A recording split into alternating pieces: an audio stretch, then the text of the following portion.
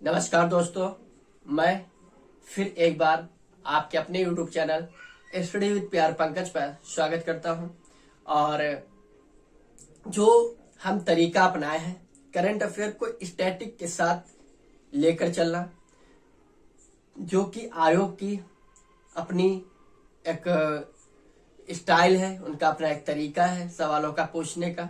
या तो करंट को पूछ लेता है या करंट का स्टैटिक से जो जुड़ाव होता है, उससे जो चीजें जुड़ी हुई होती हैं वहां से क्वेश्चन पुट अप करता है।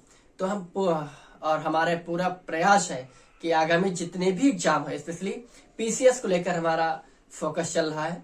आरओ है, पीसीएस है, और पीसीएस लेवल के जितने भी वैकेंसीज हैं वहां पर 100% करंट अफेयर फंसे, ये मेरी पूरी कोशिश है। और उसके साथ साथ स्टैटिक का पोर्शन भी आपसे अछूता ना रहे। तो चलिए उसी कड़ी में। और जैसा कि कल तो हमारा सुपर संडे था और सुपर संडे के काफी दिन से इंतजार था, लेकिन फाइनली जो हम सब चाह रहे थे वो नहीं हो पाया है। चलिए, हमने अच्छा खेला था, हमारे देश के उन प्लेयर्स ने अच्छा खेला जिसकी वजह से वो फाइनल तक पहुंचे। ये मान लीजिए कि वही दिन था सबसे बुरा जिस दिन फाइनल होना था। फाइनल में हम हार गए हैं, दुख की खबर है। लेकिन जब वो अच्छा कर रहे थे तो बहुत अच्छे थे। और वही नहीं, ये जीवन का एक पहलू है जो आपके साथ भी होगा, हमारे साथ भी हो रहा है। अगर आपके साथ नहीं हुआ तो आगे आपके साथ होगा कि आपने कितनी मेहनत की है। अगर उस मेहनत के समतुल्य, उस मेहनत के समकक्ष आप रिजल्ट नहीं दे पा रहे हैं, लोगों की अपेक्षाओं पे आप खरा नहीं उतर पा रहे हैं, तो आपने कितनी मेहनत की है, कितनी रातें आप जागे हैं, ये आपके अलावा कोई नहीं जानना चाहेगा। और कोई जानेगा भी क्यों? क्योंकि उसको सिर्फ सफलता से मतलब है, और आपकी सफलता ही सब कुछ बयां करती है। तो कहते नहीं है कि कथनी से ज्यादा करनी में फोकस करना चाहिए, कि आप करते रहिए, रिजल्ट एक दिन जरूर आएगा। और जैसा कि हम सभी देख रहे थे कि इसको आप इस तरह से देखिए कि प्री क्वालिफाई हो गए, मेंस क्वालिफाई हो गए, इंटरव्यू देकर आए, और जब रिजल्ट आया तो हम फेल हो गए। सेम यही कहानी थी कल के फाइनल की, ठीक है। और ये जीवन के उतार चढ़ाव है, लेकिन आपके साथ जो सदैव खड़ा हो, उसके साथ आप सदैव खड़े हो।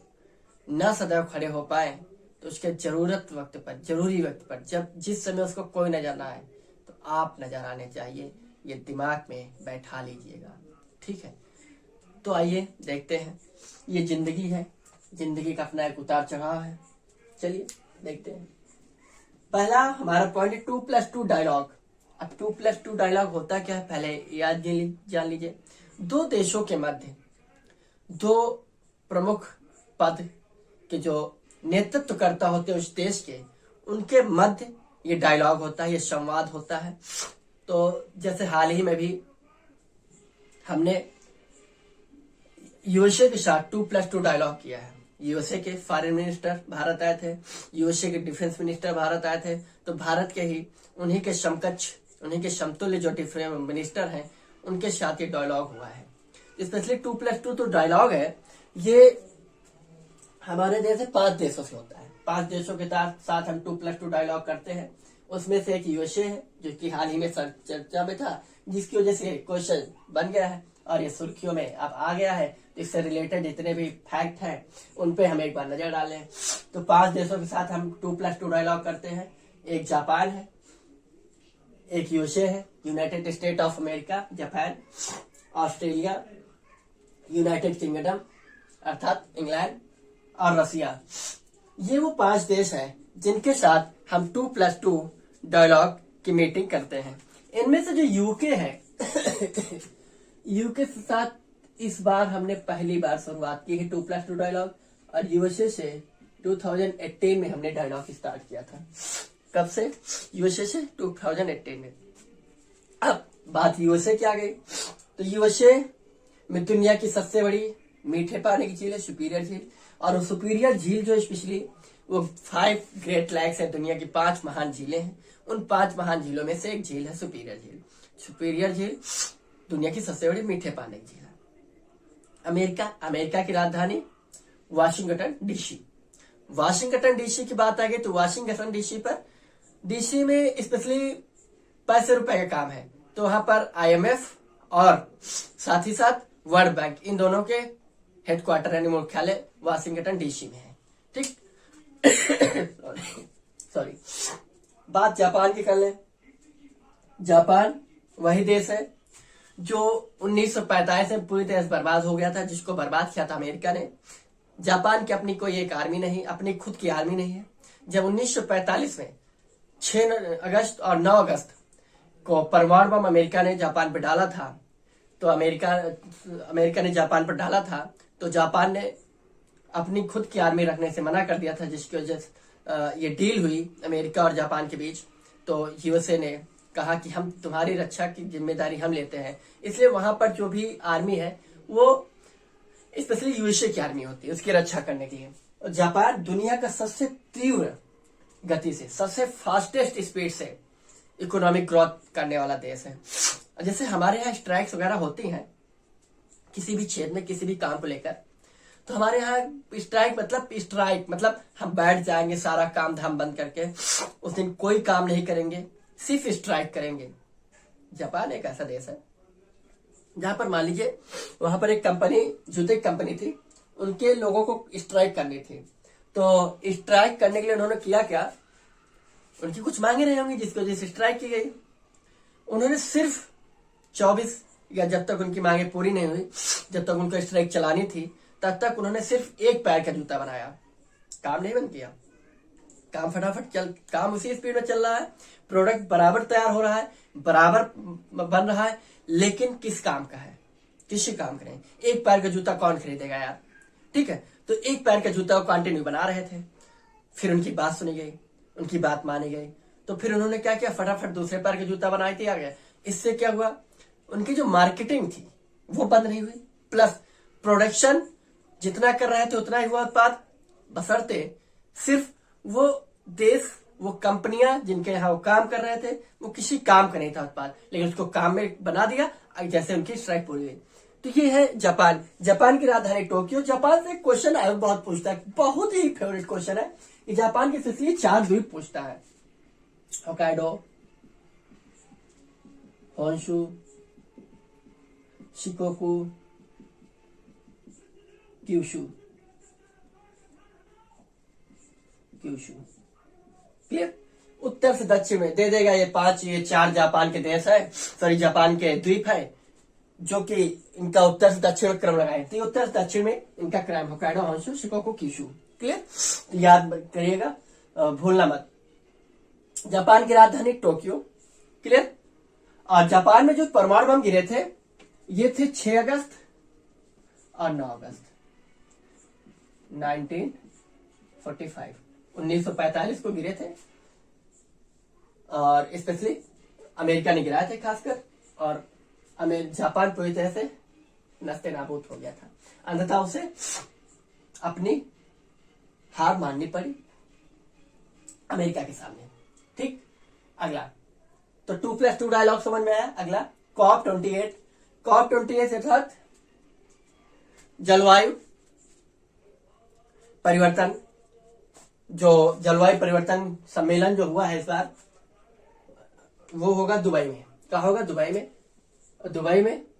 दुबई कहा? UAE, संयुक्त अरब अमीरात की राजधानी दुबई, वहां पर ये COP28 हुआ है। अब यहीं पर इसका स्टैटिक पोर्शन अगर आप देख लें तो स्टैटिक पोर्शन इसका 2000 यानी COP27 में इसलिए कहा हुआ था जलवायु परिवर्तन सम्मेलन।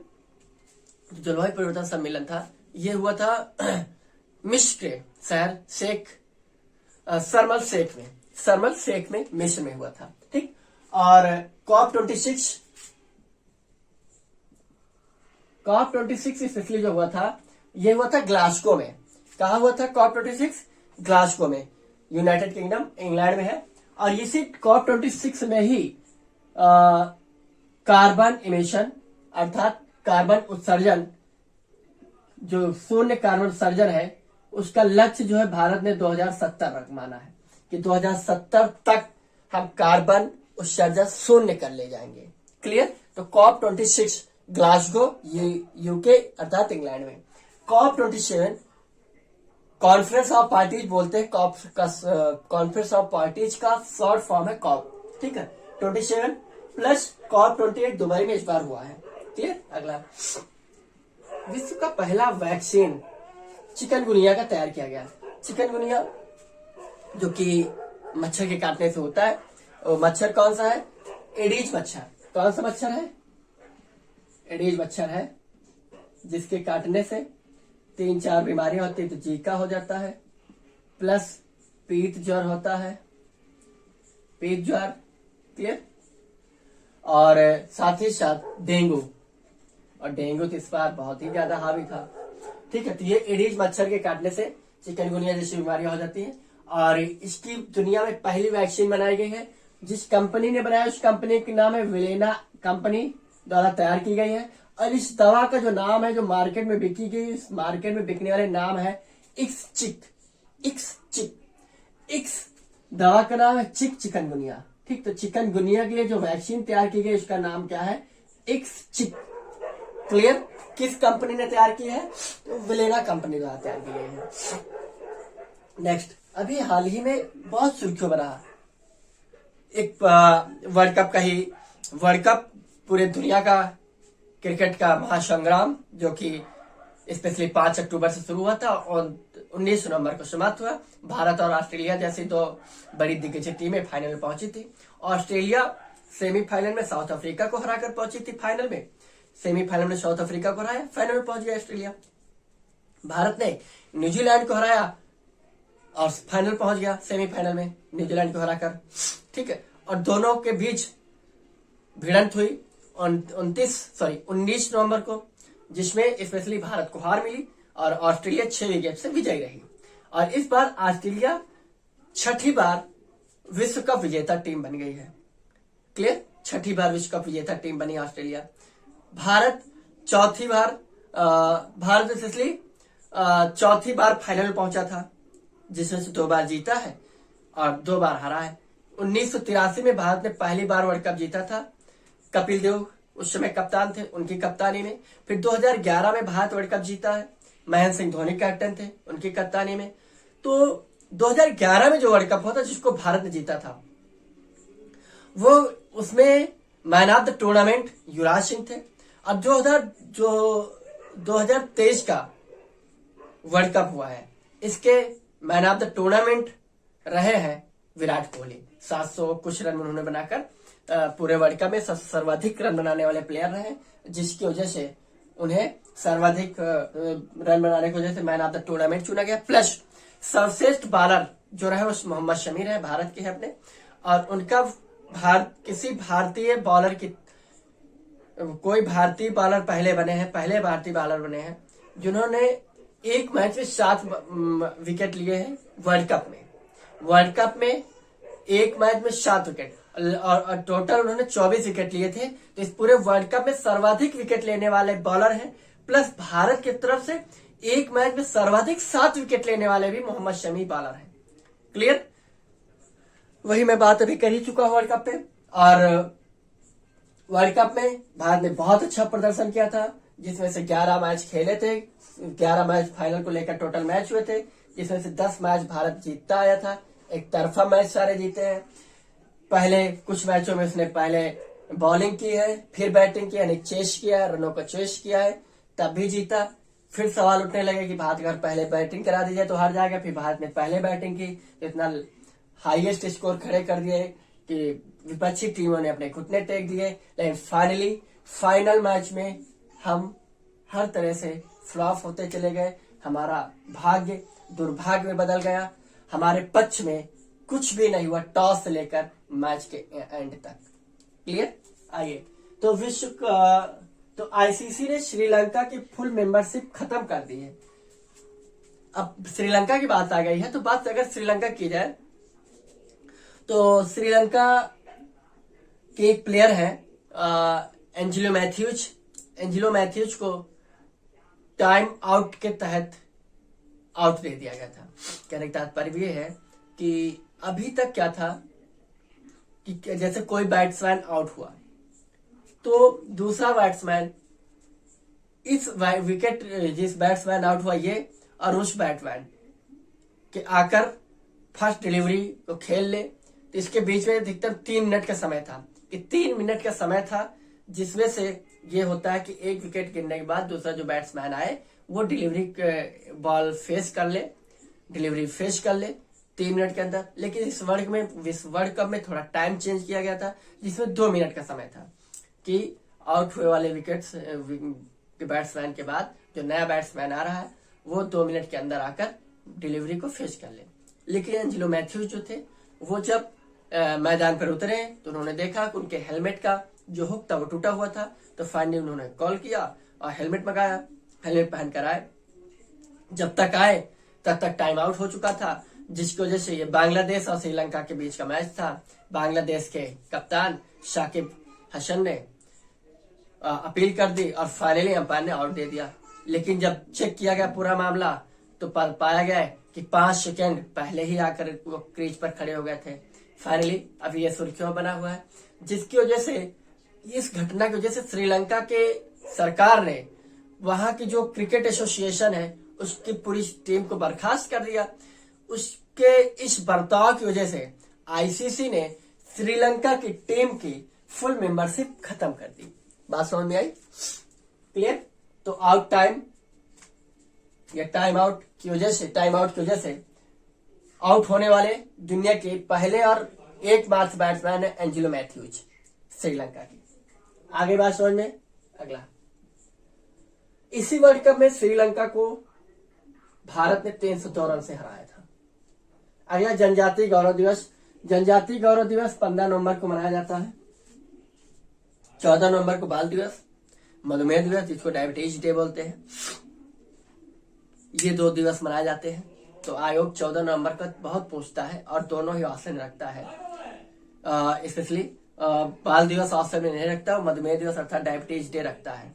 तो आपकी जानकारी के लिए मैं बता दूं कि 14 नवंबर को डायबिटीज डे अर्थात मधुमेह दिवस मनाया जाता है। और लेकिन अगले ही दिन 15 नवंबर को भगवान बिरसा मुंडा की याद में झारखंड के थे और ये क्रांतिकारी रहे हैं और इनकी याद में प्रतिवर्ष हम 15 नवंबर को जनजातीय गौरव दिवस मनाते हैं, क्योंकि एक जनजातीय समूह से बिलोंग करते थे। कौन? बिरसा मुंडा साहब। क्लियर? अगला, पीवीटीजीज क्या होता है जान लीजिए। पीवीटीजीज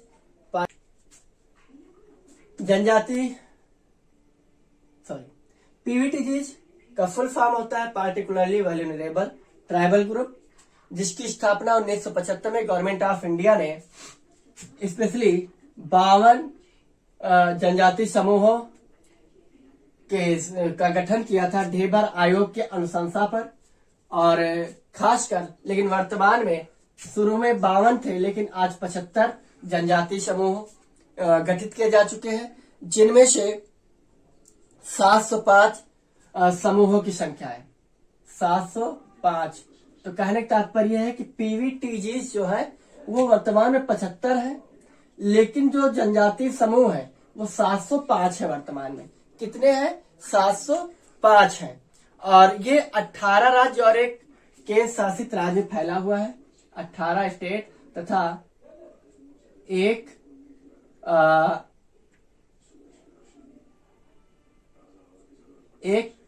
केंद्र शासित प्रदेश क्लियर में फैला हुआ है। और इसकी पहचान कैसे होती है? इसकी पहचान ये उसकी 4 विशेषताएं हैं, 4 पहचान है। पहली ये है कि जो जनसंख्या है, जनसंख्या के आधार पर अगर देखा जाए तो जनसंख्या या तो स्थिर रही हो या फिर उसमें कमी आई हो। दूसरा, साक्षरता दर के हिसाब से देखा जाए तो साक्षरता में खासकर वो निम्नतर हो, अर्थात साक्षरता दर बिल्कुल न के बराबर हो। साथ ही साथ प्रौद्योगिकी में जो प्रौद्योगिकी हो वो प्रौद्योगिकी जो है वो कृषि पूर्व हो, अर्थात जो पहले की कृषि थी उस हिसाब से कृषि चल रही हो, और इकोनॉमी जो है जीवन इकोनॉमी जो स्पेशली इनकी हो वो जीवन निर्वाह केवल हो, जीवन निर्वाह। कहने का तात्पर्य है कि इतनी इनकी इकोनॉमी है कि केवल पेट भर खा पा रहे हैं या नहीं खा पा रहे हैं, ठीक है। अधिकतम ये 4 पॉइंट हैं जिनके आधार पर पीवीटीजीज के तहत समूहों का गठन किया जाता है। तो 1975 में गवर्नमेंट ऑफ इंडिया ने 52 पीवीटीजीज की स्थापना की थी, लेकिन 705 टोटल जनजातीय समूह है, और लेकिन आज 75 पीवीटीजीज हो चुकी हैं।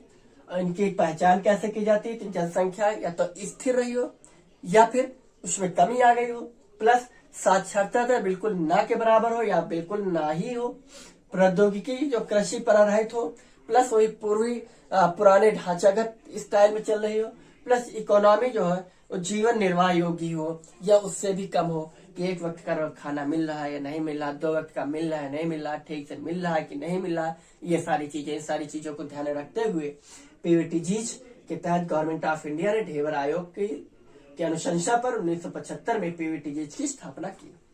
आगे बात समझ में। अगला, इस समय जनजातीय समूह मंत्री जो कौन है केंद्र में? अर्जुन मुंडा साहब है, अर्जुन मुंडा, ठीक है। तथा सर्वाधिक जनसंख्या किस राज्य में है? तो सर्वाधिक जनजातीय जनसंख्या वो है एमपी में।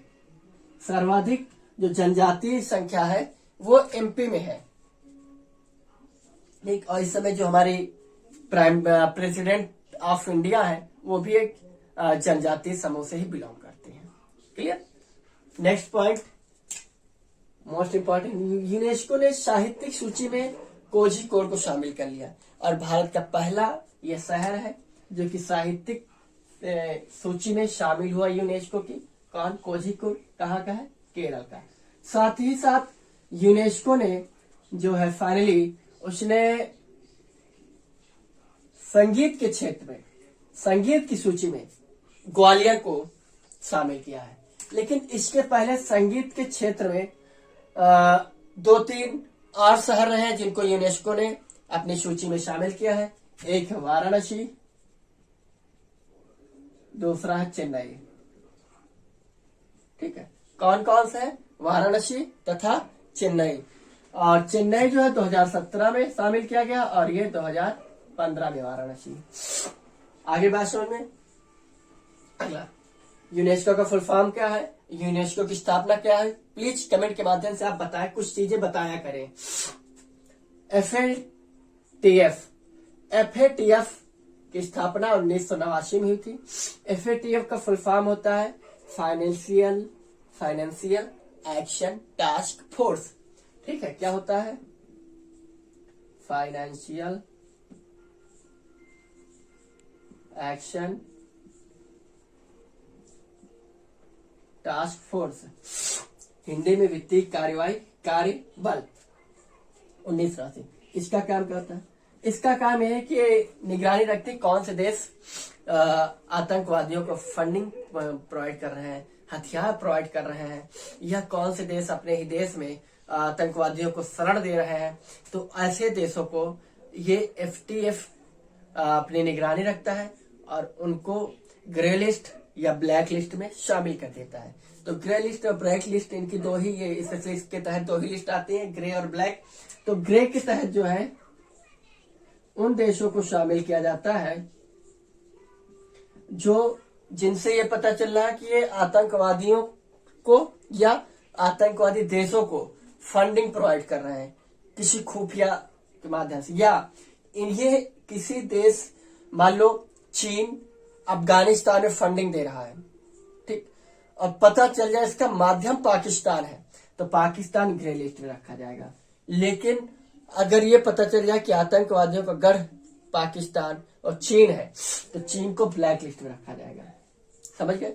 एक मेडिएटर जो होगा वो ग्रे लिस्ट में रहेगा, और स्पेशली जो उसका मुख्य पार्ट होगा, जहां पर आतंकवादी यानी टेररिस्ट जहां पर रह रहे हैं वो ब्लैक लिस्ट में। अब इसका फर्क क्या पड़ता है, तो जितनी बड़ी बैंक है, world bank, IMF international monetary fund, ADB Asian development bank या यूरोपियन बैंक, ये बैंकें क्या है, उस देश को वित्तीय सहायता नहीं करती है।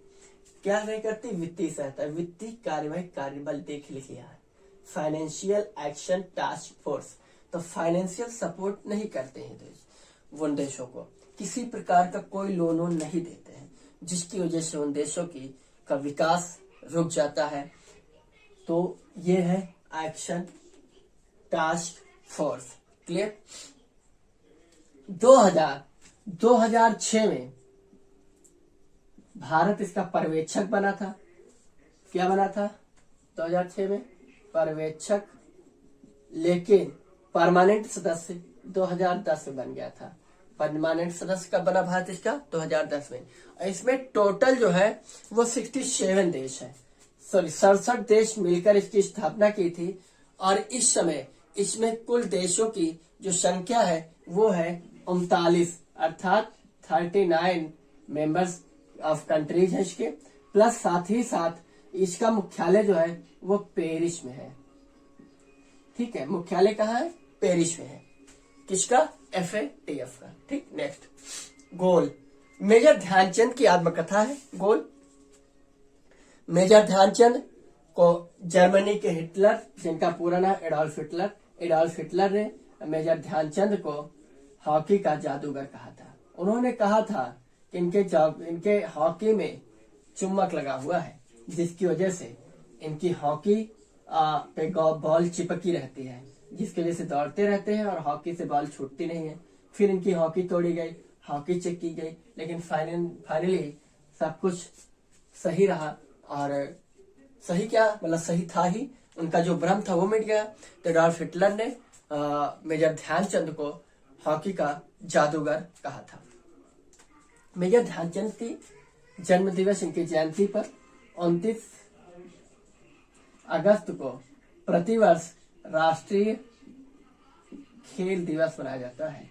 राष्ट्रीय खेल दिवस मनाया जाता है।